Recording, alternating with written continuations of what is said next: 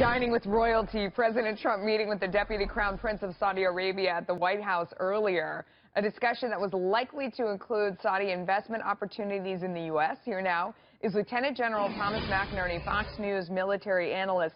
You had a different idea, sir, of what you thought that they should be talking about. And it starts with the Crown Prince's approach to Islam, no?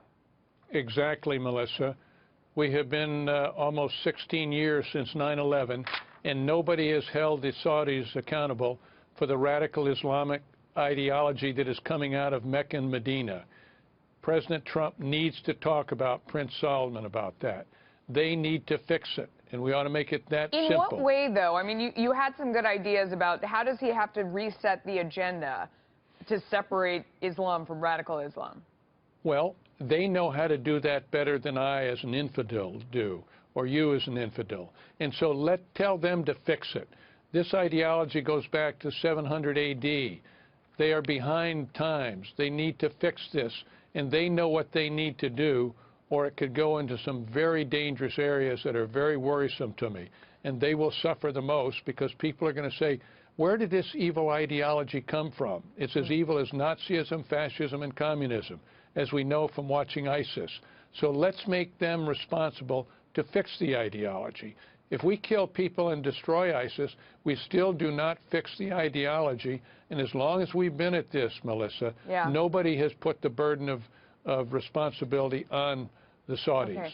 Okay. Speaking of worrisome, threatening the U.S., North Korea's Kim Jong-un warning the United States of, quote, merciless attacks in response to the annual joint military exercises between U.S. Special Forces and South Korea. General McInerney, this situation seems to be escalating by the day. It really does, Melissa, and it's very worrisome because, and I had 4 tours as a colonel, brigadier general, major general, lieutenant general, supporting forces moving in to Korea in case we had a contingency. I'm very familiar with it.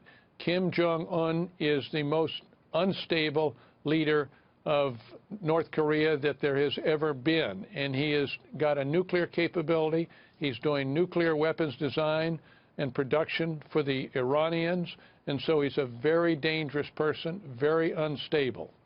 So what do you think is the right approach, though? Because it seems like things are moving towards a confrontation. There's been a lot of sanctions to isolate the country. I mean, what specific move would you take? Well, first of all, I don't think there have been enough sanctions to isolate it.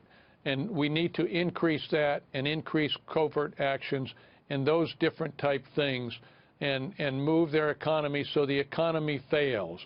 China has not helped us in the last 10 to 20 years when they have been involved with the international economies.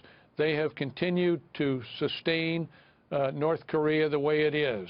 And until we take action, the Chinese are not going to. I am not talking about overt action. I am talking about sanctions and lots of other things that we can do to destabilize that government. General McInerney, thank you. Thanks, Melissa.